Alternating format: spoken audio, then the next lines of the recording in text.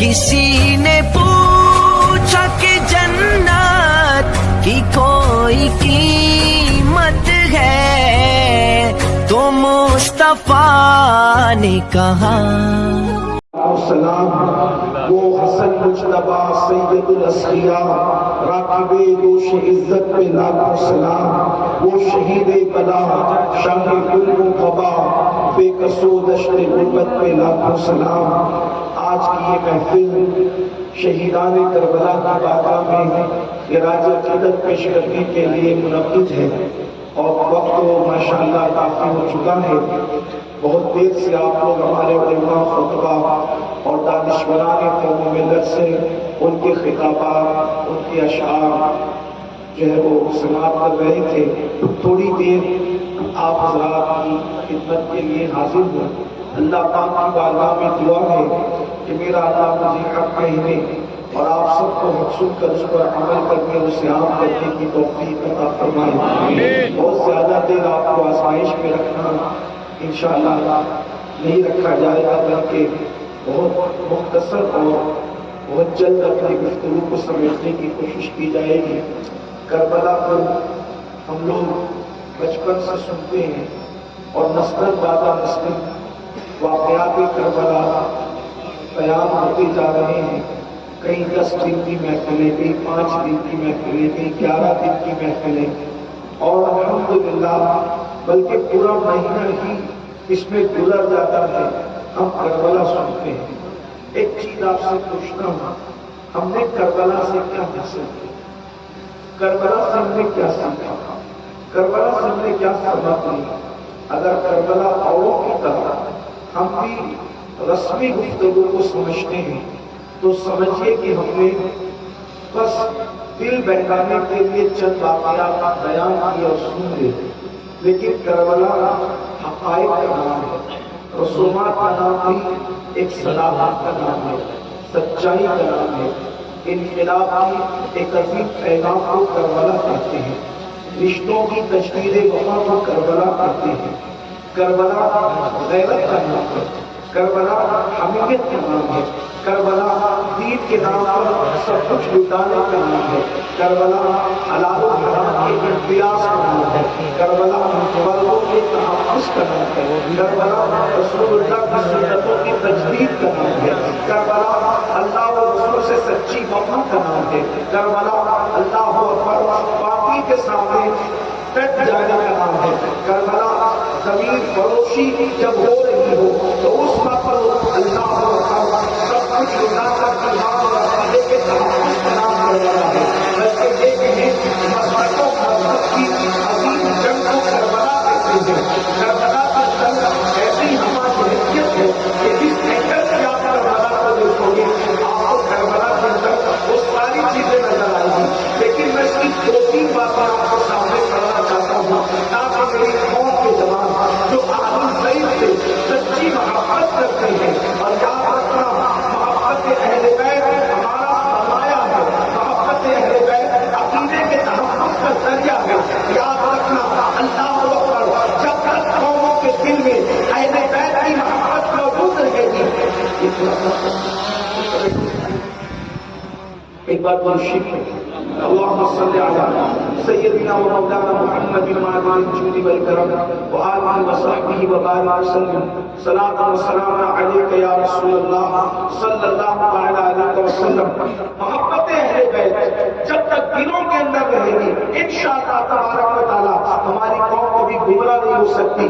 جب تک دل میں امام حسین رہیں گے میری قوم کا جوان کبھی بزدل نہیں ہو سکتا. قوموں کی بزدلی مٹتی ہے امام حسین جب دل میں آتے ہیں، اس لیے کہ اللہ اکبر امام اس شریف اور اس بہادر شخصیت کا نام ہے کہ 22,000 کا لشکر دیکھ کر بھی میرے امام کے ماتھے پہ شکر نہیں آتا اور امام علی مقام سب کا مقابلہ کرتے نظر آتے ہیں. اللہ اکبر اس لیے محبت اہل بیت لازمی ہے. ایک بات آپ سے یہ بھی کہہ دوں میری قوم کے جوانوں کوئی عمل کر لو کیسا عمل کر لو اللہ اکبر عمل کی اہمیت اپنی جگہ ہے. میں خود بھی عمل پر بہت گفتگو کرتا ہوں لیکن کوئی عمل کر لو کسی عمل کے کرنے کے بعد اللہ اکبر ایمان پر خاتمے کی گارنٹی نہیں ہے. حتیٰ کہ اگر کوئی بندہ ولایت کے مقام پر پہنچ جائے اس کے بعد بھی اس کے ایمان کے خاتمے کی گارنٹی نہیں دی جا سکتی، اس لیے کہ قرآن اور حدیث کے اندر بے شمار ایسے واقعات موجود ہیں جو صاحب کرامت لوگ تھے مگر جب مرے تو ان کا ایمان ان سے چھین لیا گیا۔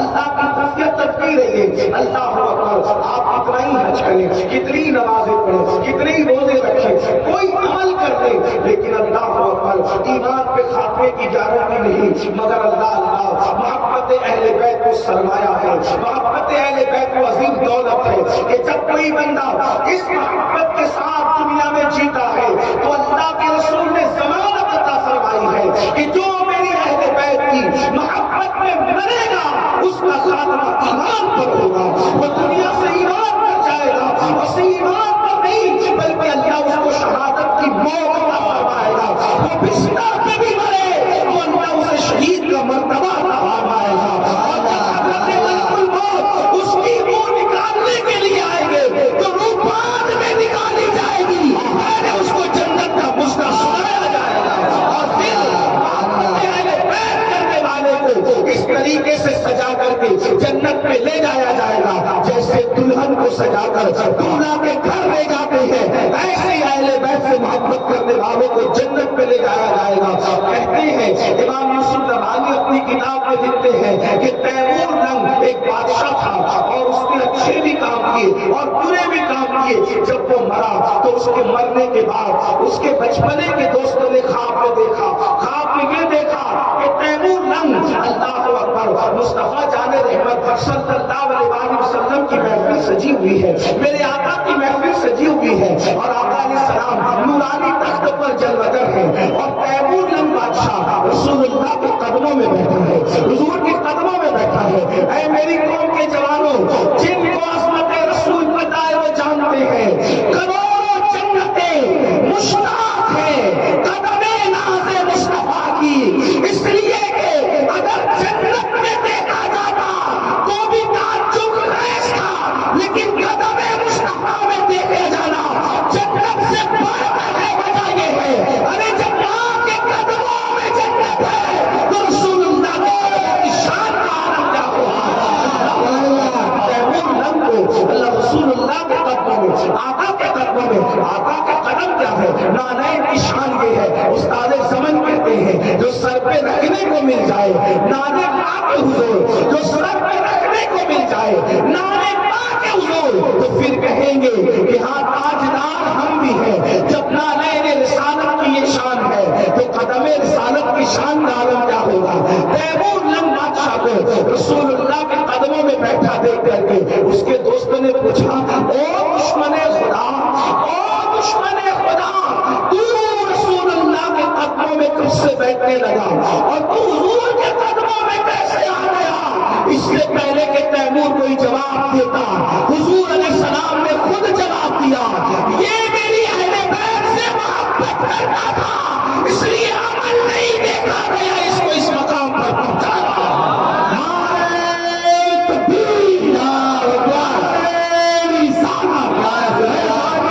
شہید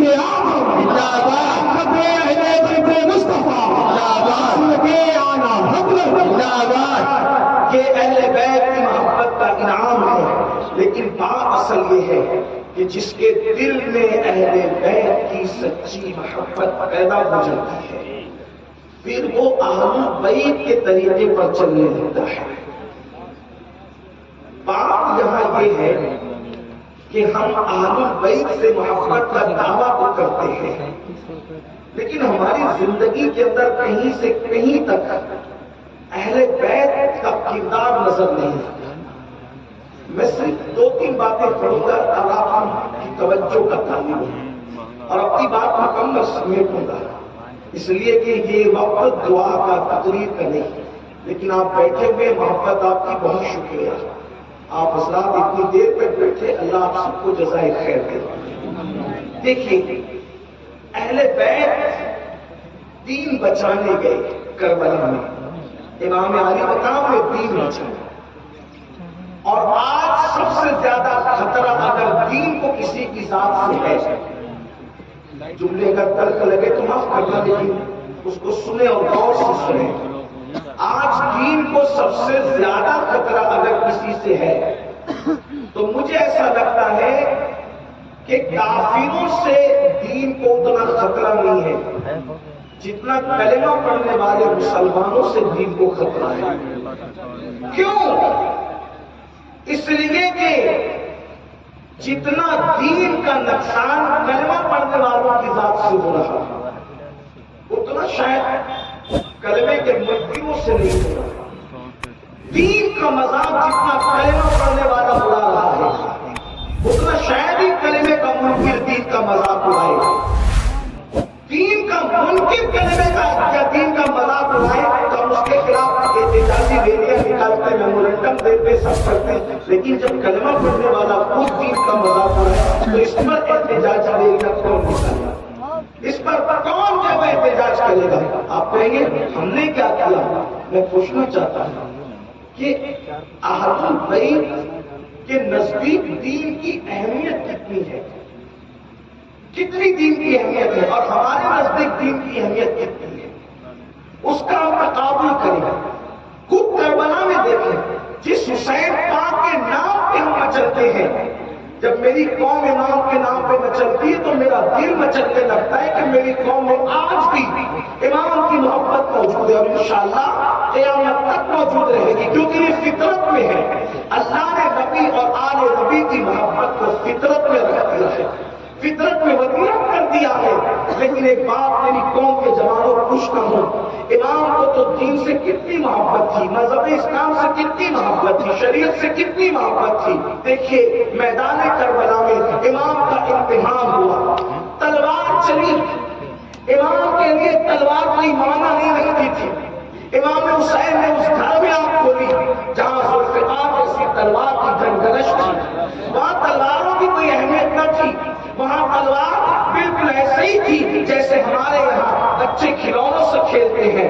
اس لیے کہ وہ گھرانہ بہادر گھرانہ تھا اور امام حسین کے والد تو وہ تھے کہ جن کی ذوالفقار چلی تو اللہ اکبر صفوں میں دشمنوں کو ایسے کاٹا جیسے گاجر گولیاں کٹتی ہے. آج بھی علی کی تلوار کی کھنگھرٹ سنائی دیتی ہے. کہنے والے نے کہا ہے کبھی دیوار ہلتی ہے کبھی لڑکا جاتا ہے, علی کا نام سن کر اپنی خیبر کام جاتا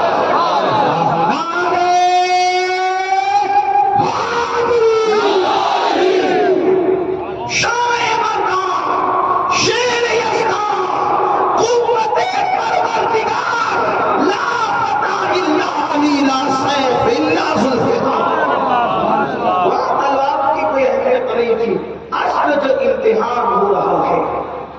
اس کو غور سے سنیں, اس کو دیکھیں. امام علی مقام کا امتحان اللہ کی طرف سے ہو رہا ہے. ایک طرف جوان بیٹا ہے, امتحان دیکھیں. کربلا سننے والوں میری مائیں اور بہنیں ایک موجود, ایک طرف جوان بیٹا ہے. کیسا جوان بیٹا تھا؟ آپ کا بیٹا, ہمارا بیٹا اور دنیا کے مشرق و مغرب میں رہنے والوں کا سب کا بیٹا. میں چیلنج سے جلدی بات نہیں کرتا لیکن یہ بات میں چیلنج سے کرتا ہوں. جاؤ چراغ لے کر نہیں, سورج لے کر اگر ڈھونڈ سکتے ہو تو ڈھونڈ لو. آج کی تاریخ میں کسی کے گھر میں اتنا خوبصورت بیٹا نہیں ہوگا جتنا خوبصورت بیٹا امام حسین کے گھر میں موجود ہے.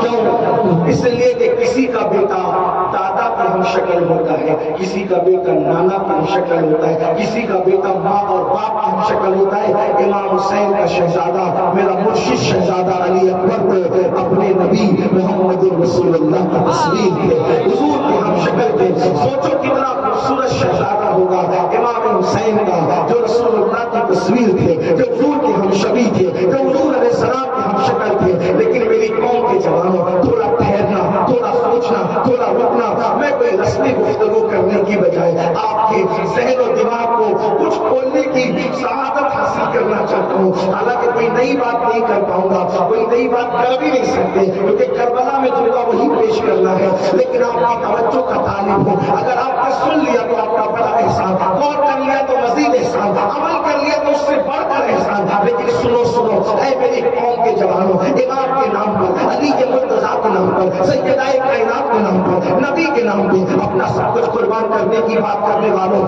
کربلا ہے, کربلا میں امتحان ہو رہا ہے اہل بیت کا. ایک طرف ہم شبیہ پیغمبر, ہم شبیہ رسول, تصویر مصطفیٰ, 18 سال کا کڑیل جوان شہزادہ, میرا مرشد حضرت شہزادہ علی اکبر ہے, علی اکبر جیسا خوبصورت بیٹا ہے, اور دوسری طرف اللہ کا دین ہے, اللہ کی شریعت ہے. گویا کہ جو کہہ لیں نمازیں ہیں, تاریخ کا رکھنا ہے, اور شراب کی مخالفت ہے, نشے کی مخالفت ہے, دین کے سسٹم کو بچانا ہے. گویا کہ غیبی آواز آتی ہے, حسین کس کو بچاؤ گے اور کس کو مٹنے دو گے؟ اللہ اکبر. اگر علی اکبر بچاتے ہو تو دین مٹتا ہے, اور دین بچاتے ہو تو علی اکبر مٹتا ہے. ذرا توجہ کرنا, ذرا غور کرنا.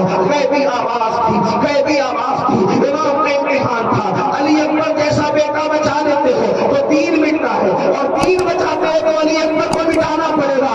اللہ اکبر. دونوں میں سے چنتے کس کو ہو؟ تو میرے امام نے فیصلہ کیا, ہم شبیہ پیغمبر علی اکبر جیسا بیٹا اگر خاک میں ملانا پڑے تو میں علی اکبر کو خاک میں ملا دوں گا, مگر اللہ کے دین کو خاک میں ملنے نہیں دوں گا. تاریخ کربلا پکار پکار کر کہہ رہی ہے علی اکبر جیسا بیٹا قربان کر دیا, مگر اللہ کے دین کو مٹنے نہیں دیا. اب یہی امتحان ہمارے ساتھ بھی ہے. کربلا آج بھی ہے, حسینی اور یزیدی آج بھی ہے. کربلا میں دونوں کھڑے ہیں.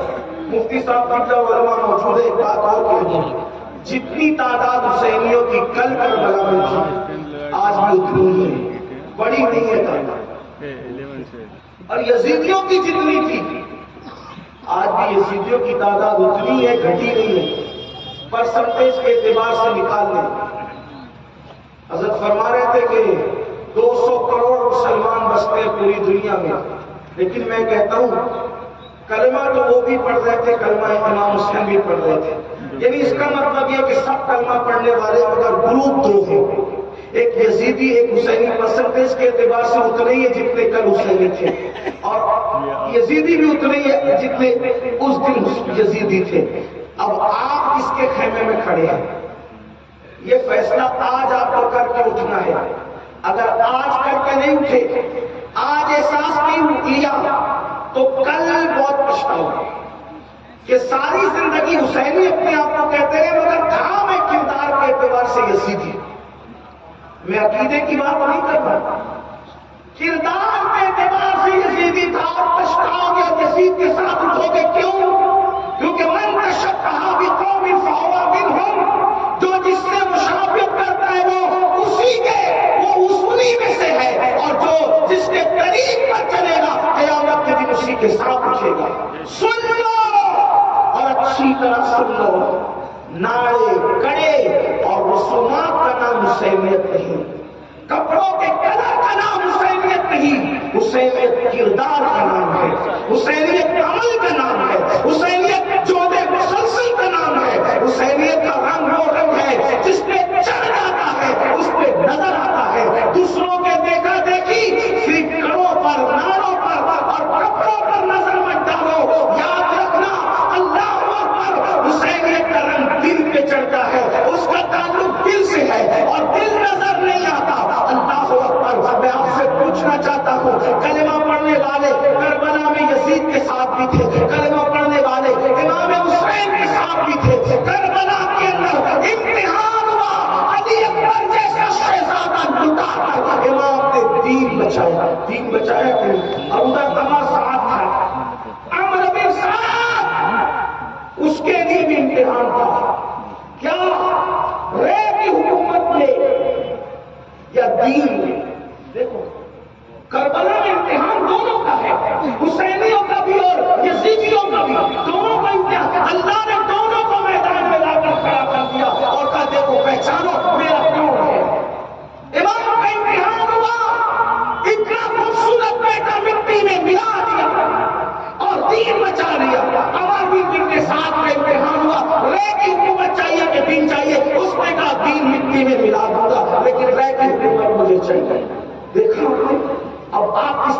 کھڑے ہو. کس کے ساتھ؟ ہمارا بھی امتحان ہے. روزانہ ندا آتی ہے دین بچائے گا کہ مال بچائے گا, دین بچائے گا کہ مین بچائے گا, دین بچائے گا کہ خواہشات بچائے گا, دین بچائے گا کہ اپنی نفسیات بچائے گا. سچ بتانا مسلمانوں, ہزاروں کی تعداد میں ذکر حسین سننے کے لیے آنے والوں, جب روزانہ امتحان ہوتا ہے عمر بن سعد کی طرح ہمارا بھی, ہم کیا کرتے ہیں, کس کے ساتھ کھڑے؟ امام حسین کی طرح ہمارا بھی امتحان ہوتا ہے. بستر پر سوئے ہیں, ایک طرف نماز اللہ کا دین کا ستون ہے, دوسری طرف اپنی نیند ہے. بتاؤ جب ندا آتی ہے غیب سے کیا بچائے گا, نیند بچائے گا کہ دین بچائے گا؟ بولو. اگر فجر کی نماز میں سوتے پڑے ہوئے ہو, میں نہیں کہوں گا, اس لیے کہ میں کوئی مفتی نہیں, میں کوئی قاضی شرع نہیں, میں آپ کے لیے کوئی فیصلہ نہیں کر سکتا, لیکن آپ کا خادم اور ناصر ہونے کی حیثیت سے آپ کے ضمیر کو ضرور آواز دے سکتا ہوں. اپنے ضمیر کی عدالت میں کھڑے ہو کر کے خود فیصلہ کرو کہ راتوں کو 3 بجے تک جاگ کر اگر فجر کی نماز دھڑلے سے ترک کرتے ہو تو پھر تم کس کے خیمے میں کھڑے ہو؟ اللہ اکبر. مجھے بتاؤ, جس وقت پیسے کی بات آتی ہے, مال کی بات آتی ہے, تو 200-250 روپے کا مال بیچنے کے لیے اللہ کی جھوٹی قسم کھا لیتے ہو. بتاؤ تم کس کے ساتھ کھڑے ہو؟ اپنی قوم کے خلاف قوم کے دشمنوں کی ملزمی کرتے ہو, تم کس کے ساتھ کھڑے ہو؟ 3-4 بچوں کی ولادت کے بعد 3-4 بچے جب گھر میں پیدا ہو جاتے ہیں تو سالن میں نمک زیادہ ہونے پر اپنی بیوی کو طلاق دے کر اس کی زندگی کو اجاڑ دیتے ہو, اس کی زندگی کو جہنم بنا دیتے ہو. مجھے بتاؤ تم کس کے ساتھ کھڑے ہو؟ اللہ اکبر. کھڑے ہو یزید کے ساتھ, اور دعویٰ حسینیت کا ہے. نہیں چلے گا. اگر آج بدعملی کا شکار ہو, مسجدوں کو ویران کر دیا ہے اور داڑیاں مٹا کر گٹروں میں پھینکوا رہے ہو, کانوں میں ایئر فون لگا کر کے میوزک اور موسیقی میں ڈوبے ہوتے ہو, کسی عورت پر باپ کی نظر ڈال رہے ہو, تو گویا کے کردار کے اعتبار سے یزید کے ساتھ کھڑے ہو. اور یاد رکھنا, امام حسین اس ہستی کا نام ہے, ان کو رسومات میں دلچسپی نہیں ہے, بلکہ ان کو تو شریعت مصطفیٰ سے معاملہ ہے. جو رسومات کا صرف عامل ہے وہ کردار کیسا کر رہا ہے, تو وہ یزید کے ساتھ اٹھنے کے لیے تیار ہو جائے. آج میری قوم کے جوان عورتوں پر پاپ کی نظر ڈالتے ہیں. آپ سے پوچھتا ہوں, ابن کثیر کو پڑھ لو, ابن اسیر کو پڑھ لو, خواجہ حسن نظامی کو پڑھ لو, حضرت قاضی ثناء اللہ پانی پتی کو پڑھ لو, سب یہی کہہ رہے ہیں کہ یزید نظر کا اتنا پاپی تھا, اتنا پاپی تھا کہ اس نے اپنی سوتیلی ماں پر بھی پاپ کی نظر ڈالی. اس نے اپنی سوتیلی ماں پر بھی پاپ کی نظر ڈالی. اگر یزید کی نظر کا پاپی تھا, تمہاری نظروں سے محلے کی لڑکیاں محفوظ نہیں, تمہاری نظروں سے بھابیاں محفوظ نہیں, تمہاری نظروں سے سالیاں محفوظ نہیں, تو تم کس کے ساتھ؟ کیا معاذ اللہ وقت کے یزید نہ بن رہے ہیں لوگ؟ اور پھر حسینی کہہ رہے ہیں. یہ حسینیت نہیں ہے. امام پاک کا حال تو یہ ہے, امام پاک نے کسی نامحرم عورت کو کبھی قصدن دیکھا بھی نہیں. ان کی نگاہوں کی تقریر یہ تھی, نگاہوں کی بات کس کی یہ تھی کہ کہنے والا بغیر خوف تردد کے کہہ گیا کہ اگر پورا دین کسی کی ذات میں دیکھنا ہے تو حسین ابن علی کو دیکھنا. آئیے ہمارے گھروں کا ماحول کیا ہے, ہم کیا کرتے ہیں, اور امام علی مقام نے کس طریقے سے گھر کا ماحول بنایا تھا. کربلا میں سب لٹ گئے, سب کٹ گئے. آپ نے سنا, اس کو نیند اور آپ سے اشارے دیتا ہوں تاکہ ذہن کی کڑیاں وہاں تک مل جائے. آپ نے سنا ہوگا کربلا میں سب شہید ہو گئے. ایک بیمار زین العابدین سید سجاد بزدو میں کربلا بچے ہوئے, سب شہید. ایک لاش پر ظالموں نے 10 گھوڑوں کو مقرر کیا, کپڑے تک اتار لیے, لاش پہ گھوڑے دوڑائے. امام علی مقام کا وہ سینہ بے کینہ جس کو رسول اللہ اپنے سینے سے لگاتے, جس کو چومتے تھے, جس کے بارے میں کہا حسین من دیوانہ من الحسین, حسین مجھ سے ہے میں حسین سے, حسین میرا ہے میں حسین کا. احب اللہ من احب حسین, جس نے حسین سے محبت کی اللہ اس کو اپنا محبوب بنا لیتا ہے. حسین صفت من الاسباب, حسین میرے بیٹوں میں بیٹا ہے. وہ امام علی مقام کی لاش پر 10 گھوڑے بتائی جب کیے, کپڑے اتار کر اور گلا کاٹ کر سارے شہیدوں کے گلے کاٹ دیے، حتیٰ کہ 6 مہینے سے کے ننھے سے شہزادے علی اصغر کو بھی نہیں چھوڑا، ان کا بھی گلا کاٹ دیا گیا۔ بیویوں کی چادریں چھین لی گئی، خیمے جلا دیے گئے، شہزادیوں کا حال کیا، اور امام زین العابدین کے نیچے چمڑے کا بستر تھا وہ بھی چھین لیا۔ شہزادی سکینہ کی کان کی ایسی بالیاں چھینی کہ کان کٹ گیا، خون کی پھواریں نکلی۔ شہزادی سکینہ نے سوچا یتیموں پر تو کافر بھی رحم کرتے ہیں، تو ان یزیدیوں سے کہا میں حسین کی یتیموں مجھ پہ رحم کروں، تو شہزادی سکینہ کے چہرے پہ تماچے کرا، اور آخری اس پہ کیا کہ بیویوں کے ہاتھ میں رسیاں باندھ دی گئی، سیدزادیوں کی سیدانیوں کے ہاتھ میں رسیاں باندھ دی گئی، پیروں میں بیڑیاں ڈال کر کے انہیں باندھ کر اونٹوں کی ننگی پیٹھ پہ بٹھا دیا گیا، اونٹوں کی ننگی پیٹھ پہ بٹھایا، اور بیمار زین العابدین جو کئی دن کے بھوکے پیاسے تھے ان کے ہاتھ میں اونٹوں کی نکیل اس طرح ڈالی گئی کہ گلے میں توپ اور ہاتھوں میں ہتھکڑیاں تھیں، گویا کہ اللہ اکبر امام حسین کے سگے بیٹے اس سید کے گلے میں توپ ڈال کر کے ہاتھ میں ہتھکڑیاں ڈال کر کے کسی حضرت پیر سید نصیر الدین نصیر نے بڑی خوبصورت بات کی کہ تماچے مار لو، خیمے جلا لو،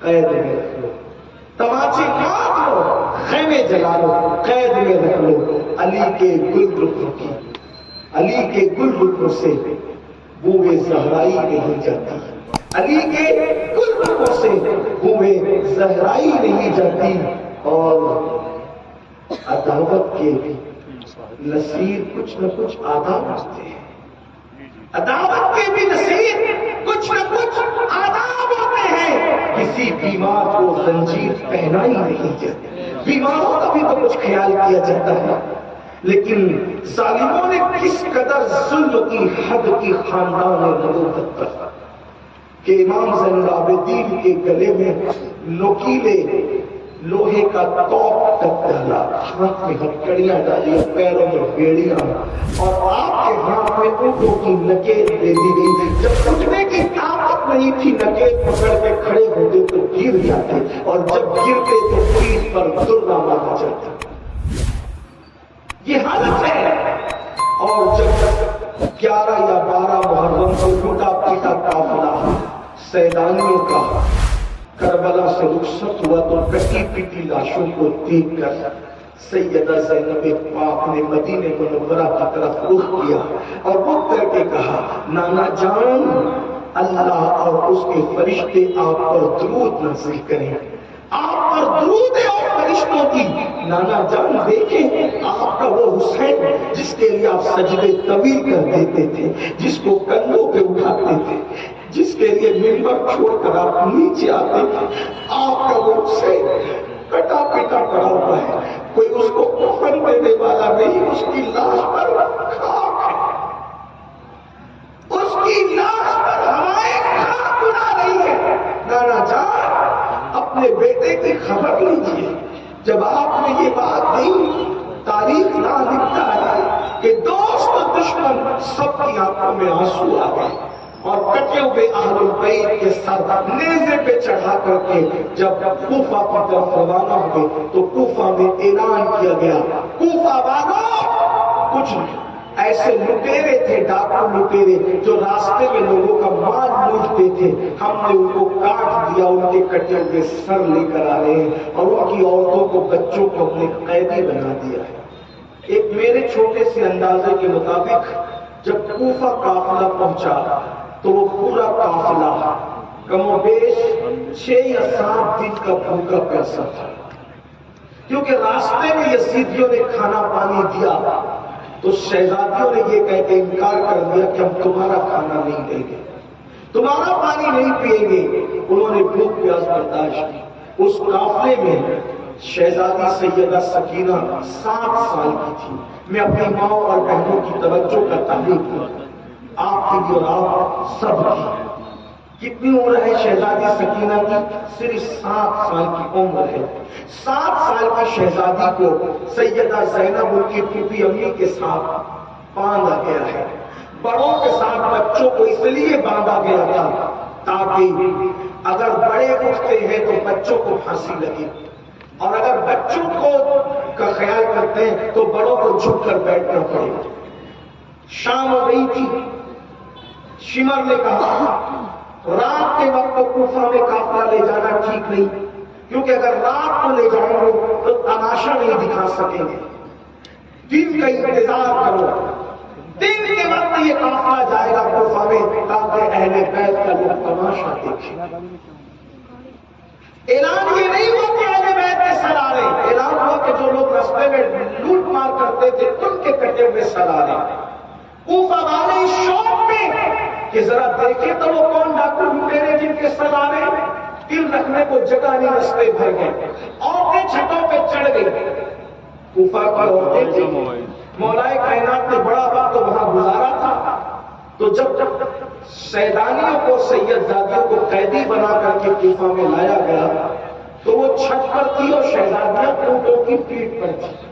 سیدہ زینب پاک کی جب چادر چھین لی گئی اور خواتین کی چادریں چھین لی گئی تو سیدہ زینب پاک نے شہزادیوں سے کہا کہ کل تک چادر سے ہم اپنا منہ چھپاتے تھے، اب چادر چھین گئی ہے تو اپنے بالوں کو اپنے چہرے پہ ڈالو اور بالوں سے پردہ کرو.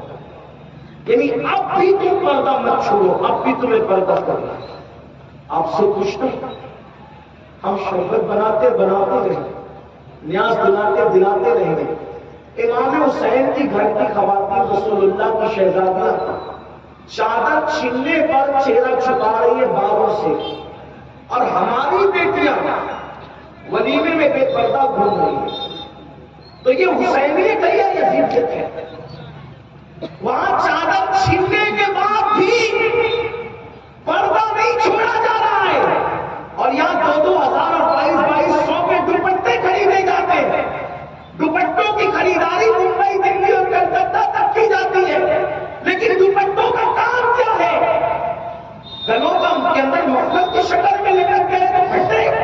یہ حسینیت ہے یا یزیدیت ہے؟ خود فیصلہ کرو، اپنے ضمیر کو آواز کرو کہ وہاں تو شہزادیاں چہرے میں بال ڈال کر کے پردہ کر رہی ہے. اور اس سے بڑی بات، جب یہ لوٹا ہوا قافلہ کر جب وہ کوفہ میں پہنچا تو کوفہ کی عورتیں روٹی اور کھجور ان پہ پھینک رہی تھی، اور وہ کہتی تھی ہمیں کیا کام کہ بچے کس کے اور عورتیں کس کے ہیں، ہم تو اتنا جانتے ہیں کہ قیدیوں کو کھلانے پلانے سے ثواب ملتا ہے. تو انہوں نے کہا صدقہ صدقہ صدقہ.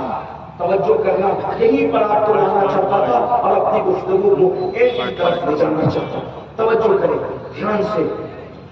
جس وقت صدقہ صدقہ کہہ کے کوفہ کی عورتوں نے اہل البیت کی طرف روٹیاں اور کھجوریں پھینکی تو سیدہ زینب اور سیدہ سکینہ شہزادی دونوں ایک ساتھ بندھی ہوئی تھی اور اونٹ کی ننگی پیٹھ پر دونوں بیٹھی تھی. چہرے پہ بال تھے اور پہچان میں نہیں آتی تھی کون ہے، اور کپڑے بھی سیدہ زینب پاک کی بدن پر پرانے اور گرد آلود تھے.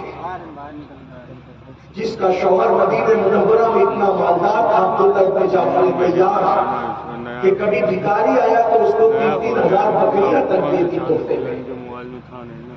اتنے مالدار شوہر کی بیوی، اتنے مالدار باپ کی بیٹی، اتنے عظیم گھرانے کی شہزادی سرکار زینب، جس کا نام رسول اللہ نے رکھا، جس کے کان میں اذان رسول اللہ نے پڑھی، جس کو گھٹی رسول اللہ نے دی، جس نے صرف 5 سال کا انہوں نے پورا قرآن حفظ کیا. کوفہ میں سب سے پہلے درس قرآن اگر کسی عورت نے دیا ہے تو اس خاتون کو سیدہ زینب کہتے ہیں. ایسے مقدس خاتون، آج کوفہ میں حال یہ ہے کہ چادر نہیں ہے، بغیر چادر کی اونٹوں کی ننگی پیٹھ پر ہے. اور شہزادی سکینہ آپ کے ساتھ بندھی ہوئی ہے. جب روٹی کے ٹکڑے شہزادی سکینہ کی طرف آئے تو شہزادی سکینہ نے اس روٹی کے ٹکڑے کو ہاتھ نہیں لگایا، کیونکہ امام کے گھر میں تربیت کا ماحول ایسا تھا. آج اگر ہم 15-16 گھنٹے کا روزہ رکھ لیں گرمی کے موسم میں اور جب افطار کا وقت آتا ہے تو ہمارا حال یہ ہوتا ہے میرے بھائی کہ ہم جب افطار کا وقت آتا ہے تو نہ امی کو دیکھتے ہیں، نہ ابا کو دیکھتے ہیں، نہ بچوں کو دیکھتے ہیں، نہ بیوی کو دیکھتے ہیں. جیسے افطار کا اعلان ہوا ہم ٹھنڈے شربت کی طرف ہاتھ بڑھاتے ہیں، ٹھنڈے پانی کی طرف ہاتھ بڑھاتے ہیں اور اس کو پینے کی کوشش کرتے ہیں. ہم کسی پہ توجہ نہیں کرتے. 15-16 گھنٹے کی پیاس ہمیں سب کو بھلا دیتی ہے افطار کے وقت، مگر وارے آل نبی، وارے آل رسول، وارے امام حسین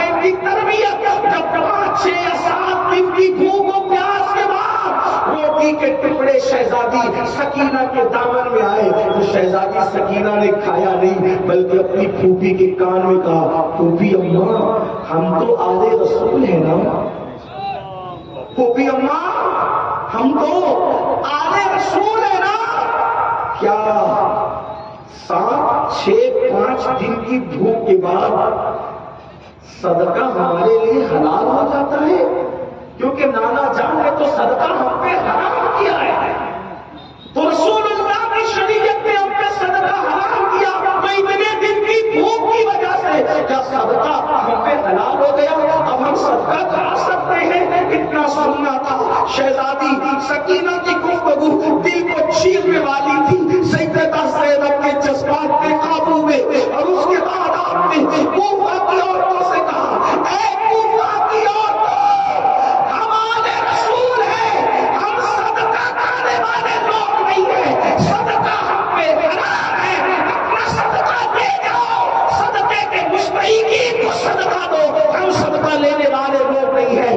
آج میں آپ سے پوچھنا چاہتا ہوں حسینیوں کے اس مجمع میں، اللہ کی قسم اٹھا کر کے اپنے ضمیر کو آواز دو، شہزادی سکینہ 7 سال کی ہے اور 6-7 دن کی بھوک و پیاس کے بعد نبی نے جو صدقہ حرام کیا ہے وہ صدقہ کھانے کے لیے تیار نہیں ہے، بھوکی رہنے کو تیار ہے، پیاسی رہنے کو تیار ہے، موت کا مقابلہ کرنے کو تیار ہے، مگر صدقہ کھانے تیار۔ کون صدقہ؟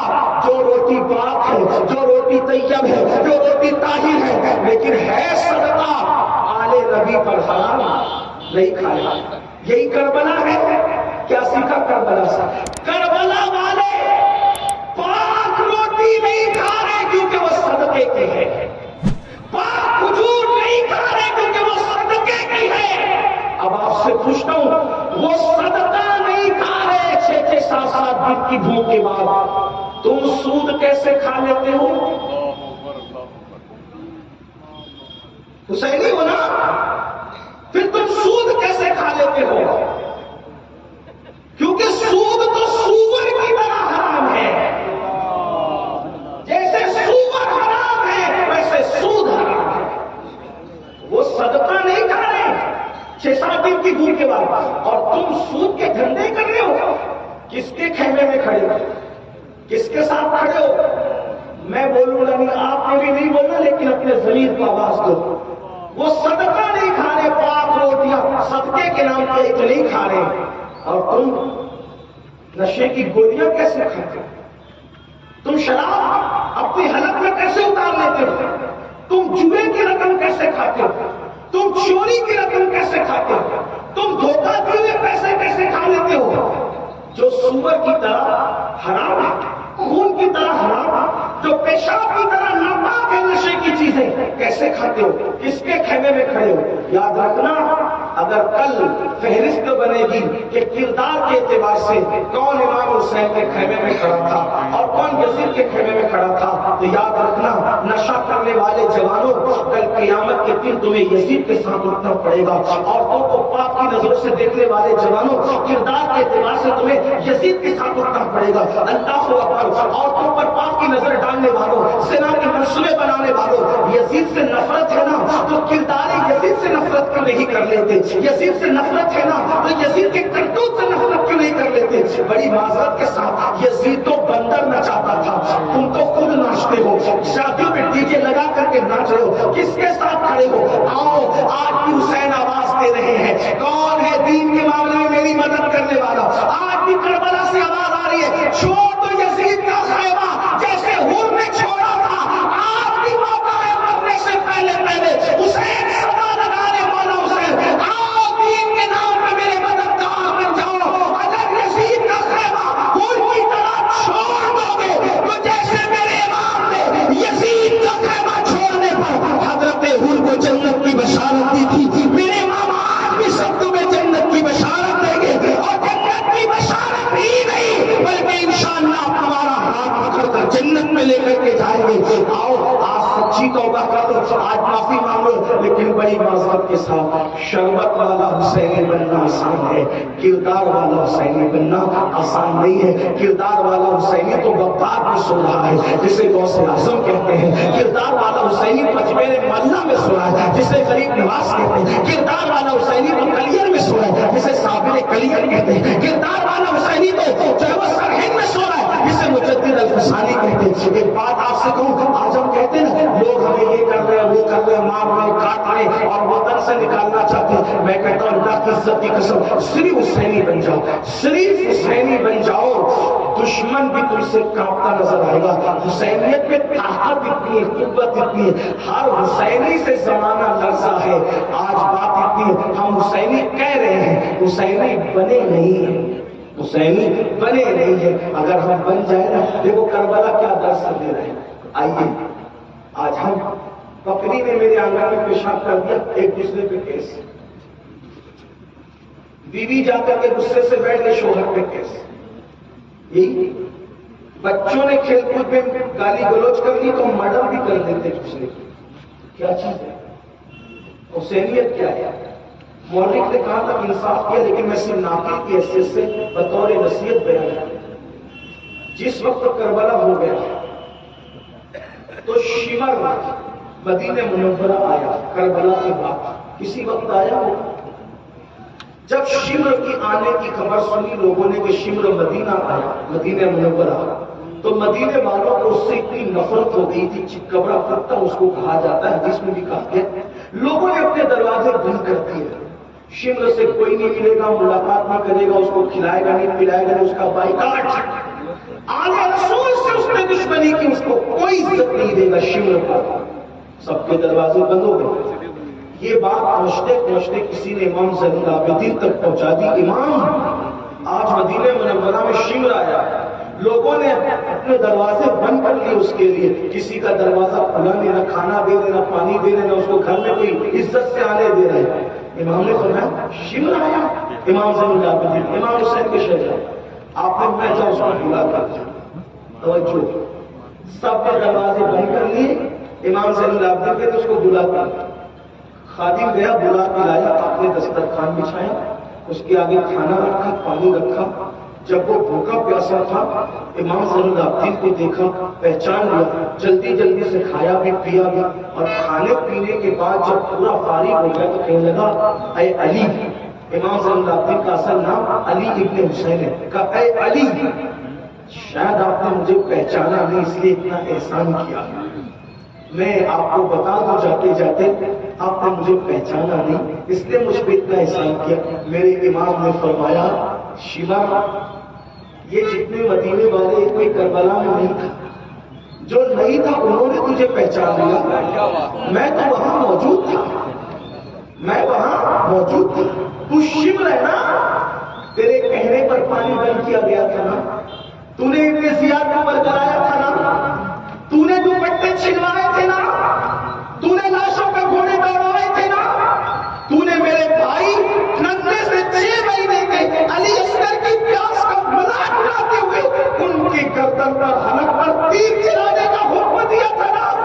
تیری حکم سے میرے بابا کی شہادت کے بعد کپڑے اتروائے گئے تھے نا, تیری حکم سے لاشوں پہ گھوڑے دوڑائے گئے تھے نا. یہ کہتے کہتے امام زین العابدین کی آنکھوں میں خون اتر آیا, رو پڑے. میں تجھے کیسے بھول سکتا, جو نہیں دیکھنے والے وہ پہچان گئے. میں تو تجھے دیکھا, تجھے ظلم کر کر میں نے دیکھا. خواتین کے ہاتھوں میں رسیاں تیرے کہنے پہ بندی تھی نا, یہ سب کچھ تم نے کیا تھا, میں نے تجھے پہچانا. اس نے کہا آپ مجھے پہچان گئے, پھر بھی کھلایا پلایا, دروازہ کھولا میرے لیے پہچاننے کے بعد. تب امام نے فرمایا جو تو نے کیا تھا نا وہ تیرے خاندان کی روایت ہے, وہ تیرے خون کا اثر تھا, اور جو میں نے کیا یہ ہمارے خاندان کی روایت ہے, ہمارے خون کی تاثیر. نعرے تکبیر, نعرے رسالت, میدان شہید اعظم, خطاب اہل بیت مصطفیٰ. اللہ منتقم حقیقی ہے, انتقام تو تجھ سے اللہ لے گا, لیکن تو میرے نانا کے مدینے میں چل کے آیا ہے. دنیا یہ نہ کہے کہ کوئی گیا تھا اور بھوکا رہا تھا مدینے میں تو نانا کی چوکھٹ پر لوگ سوال کا نشان کھڑا کریں گے. ہمارے گھر کی روایت ہے دشمن بھی چوکھٹ پر آ جائے تو ہم لوگ اس کے ساتھ یہی سلوک کیا کرتے. حسینی ہونا سگے بھائی سے بات بن کر رکھیے. حسینی ہونا بہن کا ہاتھ دبا کر کے رکھا ہے. ہر سال عمرہ کو جا رہے ہو, ہر سال حج کو جا رہے ہو, بہن کا ہاتھ کیوں نہیں دیتے, بہن کا حصہ کیوں نہیں دیتے, پھوپھیوں کا حصہ کیوں نہیں دیتے. حسینی ہونا ذرا غور تو کرو. وہاں دشمن کے ساتھ یہ سلوک ہے اور ہم نے پھوپھیوں کے ساتھ کیا کیا, چچا کے ساتھ کیا کیا, چچا نے بھتیجے کے ساتھ کیا کیا, دادا نے پوتے کے ساتھ کیا کیا, بیوی شوہر کے ساتھ اور شوہر بیوی کے ساتھ کیا کر رہے ہیں. یاد رکھنا جو کچھ کر رہے ہو وہ حسینیت نہیں ہے, جو کچھ کہا جا رہا ہے وہ حسینیت ہے. آؤ آج بھی ایک حسینی حسین پاک کا غلام آپ کو آواز دے رہے ہیں, نکلو خیمہ یزید سے, آج کی تاریخ میں توبہ کرو اور امام کو آواز دو, میرے امام آج میں سچے دل سے توبہ کرتا ہوں, آپ نے جیسے سلوک کا حکم دیا اپنے ذاتی دشمنوں کو معاف کر دوں گا, کسی مسلمان کے ذات کے لیے کیس نہیں کروں گا, کسی مسلمان کا حق نہیں دباؤں گا, پھوپھی کا حق ہو, بہن کا حق ہو, چچا کا حق ہو, سب کا حق ادا کروں گا. اللہ اکبر. میں آپ کو بتاؤں باتوں میں ختم کرنے لگا تھا لیکن ایک بات آپ امام حسین نے رشتے کیسے نبھائے, رشتے کیسے نبھائے بتاؤ. سب سے بدنام رشتہ کون سا ہے؟ سب سے بدنام رشتہ رشتوں میں ہے سوتیلا رشتہ. سوتیلا رشتہ سمجھتے ہیں نا, ماں الگ ہو باپ ایک ہو. اگر کوئی کہہ دے سوتیلی ماں کو فوراً شک آتا ہے, سوتیلا بھائی فوراً شک. کربلا میں امام حسین کا سب سے معتبر مستند معتمد کون تھا؟ آپ سے پوچھتا ہوں سب سے مستند اور معتمد کون؟ بلکہ قرآن کی تفسیر میں دیکھو تو تفسیر قرآن میں بھی سوتیلا رشتہ سب سے مشکوک نظر آتا ہے. سوتیلا رشتہ کون سا؟ سورہ یوسف کی تفسیر اٹھا کے پڑھے. سوتیلے بھائی کا مطلب ہاتھ کا پانی لے کر کے زمین پہ ڈال دینا. سوتیلے بھائی کا مطلب ہاتھ کی روٹی چھین کر کتے کے آگے ڈال دینا. سوتیلے بھائی کا مطلب لات سے مار کر سوتیلے بھائی کو کنویں میں پھینک دینا. یہی سوتیلا رشتہ ہے, یہی سوتیلا ہے. لیکن میرے امام نے اس صدیوں کے مشکوک سوتیلے رشتے کو کربلا میں کتنا معتبر بنا دیا, کتنا معتبر بنا دیا. ہم آئے کربلا ہم نے سمجھا ہی نہیں. جس دن مسلمان کربلا سمجھ لے گا انسان کو بیدار تو ہونے نہیں دے, ہر قوم پکارے گی ہمارے بدر و احد کے خلاصے کو کربلا کہتے ہیں, سیرت مصطفیٰ کے تطبیقات کو کربلا کہتے ہیں. کربلا ہے امام علی مقام کا سب سے مرتبہ کون ہے مستند؟ سوتیلا بھائی. کون؟ غازی عباس. وفا کی اگر داستان کو ایک ساتھ سمیٹنا ہے کربلا میں تو صرف عباس ہے نا, عباس ہے. لیکن ایک بات آپ تالی دونوں ہاتھ سے ایک ہاتھ سے, آخر وہ سوتیلا بھائی اتنا پیار کرنے پہ مجبور کیسے ہو گیا؟ امام حسین نے کتنا اس شخص کو اس ذات کو پیار کیا ہوگا کہ وہ ذات اتنی معتمد ہوگی, مستند ہوگی. امام کے بعد امام کے تاریخ لکھتا ہے کہ 9ویں محرم کی رات یعنی 10ویں شب تھی تو جب امام علی مقام نے خیمے کے لوگوں کو جمع کیا تو جمع کرنے کی بات تھا, دیکھو یہ لوگ میرے خون کے پیاسے, اپنی جان خطرے میں مر جاتا, تم سب چلے جاؤ. میرے عوام انصار میرے ایک ایک رشتے دار کا ہاتھ پکڑ کے یہاں سے نکل سب چلے جاؤ. وہ جب تمہیں نہیں پائیں گے مجھے پائیں گے تو وہ تمہارا پیچھا نہیں کریں گے کیونکہ ان سے ماننا مجھے, وہ رکاوٹ سمجھتے مجھے, تمہیں نہیں سمجھتے رکاوٹ.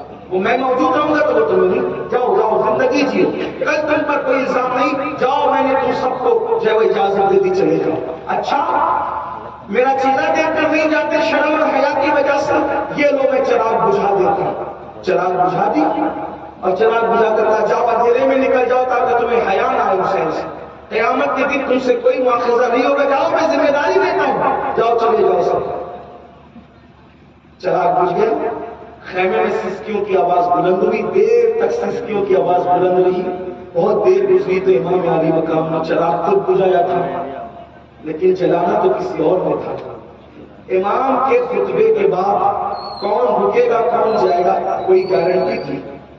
میرے بھائی لوگ کرسی والے جلسے چھوڑ کر کے چلا جاتے ہیں تو وہاں پر کل صبح موت تھی, کل صبح موت تھی. ہم نے پیروں کو چھوڑ کر مریدوں کو جاتے ہوئے، پیروں کو چھوڑ کر مریدوں کو جاتے ہوئے. ایک شخص ہمارے ہندوستان میں آیا، 5 سال میں اس نے 5 لاکھ مرید بنایا. افغانستان کا ایک شخص 5 لاکھ مرید بنایا. ایک میری ملاقات ہوئی تو اس نے کہا تو نادان ہے، اتنے برسوں سے تو ہندوستان میں رہتا ہے، کتنے مرید تھے؟ میں نے کہا تو ہے ہی نہیں کچھ.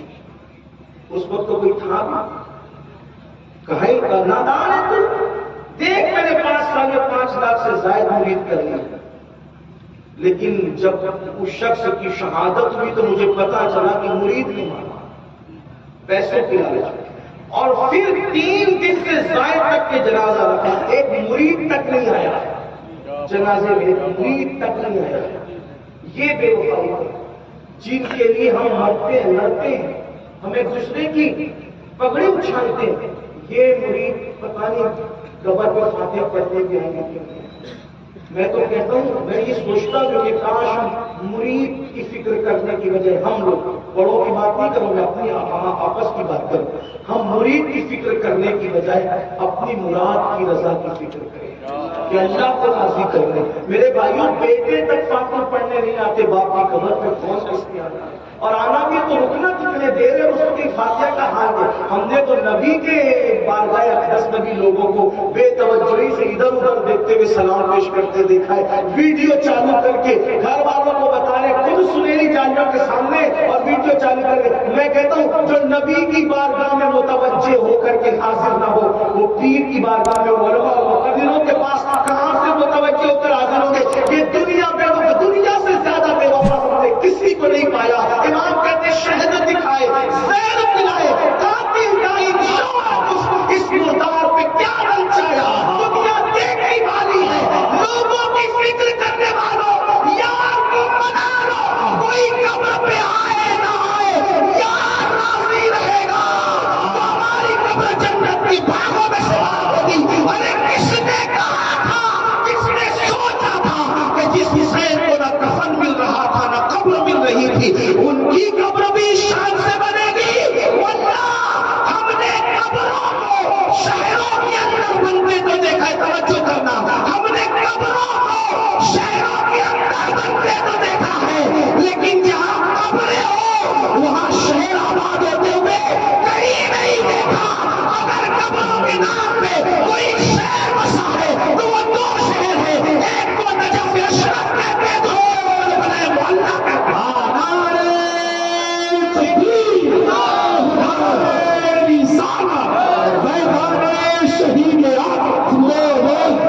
گزارش ہے سب کی فکر چھوڑو، اللہ کو راضی کرو، اس کے رسول کو راضی کرو. اور یہ چیٹنگ بازوں سے اللہ راضی نہیں ہوگا، کیونکہ اللہ تو دلوں کے حالات کو بھی جانتا ہے. سچے سچے اس سے نہیں بنے ہوئے. آج میرے امام کا مزار کیسا آباد ہے، میں نے کسی مزار پہ اتنا سونا نہیں دیکھا جتنا کربلا مولا اور نجف اشرف پہ دیکھا.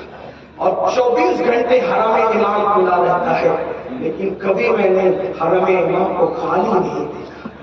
بہرحال عرض کر رہا تھا کہ امام نے چراغ تو خود جلانا نہیں تھا، کسی نے جلانا. کون کس کو چھوڑ کے چاہے گا؟ کربلا میں امام نے اجازت دی کہ جو جانا چاہتے چلا جائے. میرے خاندان والے ایک آدمی گھر پکڑ کے چلے. اب چراغ جلتا ہے تو چراغ جلانے کے لیے کسی کو حکم دینا ہے، کون رہا کون گیا کسے خبر. لیکن امام پاک کتنے وثوق اور کتنے یقین سے کہتے ہیں، عباس عباس اٹھو اور چراغ جلا دو. مطلب سوتیلے بھائی پر اتنا یقین تھا، کوئی رہے یا جائے میرا عباس مجھے چھوڑ کر کے نہیں.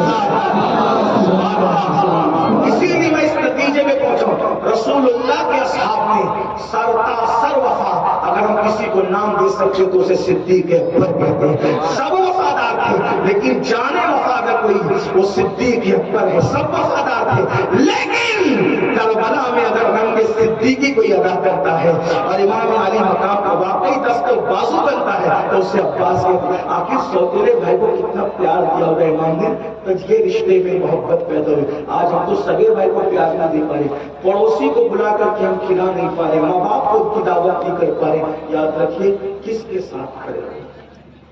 اللہ سے توبہ، اللہ کی بارگاہ میں توبہ کرتے ہیں. بدل جاؤ. بلکہ ایک خوبصورت سی بات یاد آتی ہے لیکن ٹائم زیادہ ہوا اس لیے میں پھر کبھی انشاءاللہ بس اتنا کہہ کر کے کہ آؤ یزیدی خیمے سے دیکھو تمہارا عقیدہ اچھا ہے, ایمان والے بھی ہو. میں تمہیں یزیدی نہیں کہہ رہا ہوں, فکر کچھ لوگ باتوں کو دوسرا رنگ دیتے ہیں, یزیدی نہیں کہتے, لیکن اتنا ایمان ہے, عقیدہ ہے, صحیح مسلک پر ہو, مگر کردار کے اعتبار سے بھٹکتے ہو, یزیدی کردار کو اپنا لیا ہے, توبہ کرو, معافی مانگو, آج بدل جاؤ, پھر دیکھنا میرے امام کا کیسا کرم چھما چھم برسے گا, یہاں بھی کامیابی وہاں بھی کامیابی. اللہ مجھے آپ سب کو عمل کی توفیق دے, گفتگو کے درمیان کوئی غلطی ہو اللہ معاف کرے. استغفر اللہ ربی ان ربی لغفور رحیم وما علینا الا البلاغ. السلام علیکم ورحمۃ اللہ.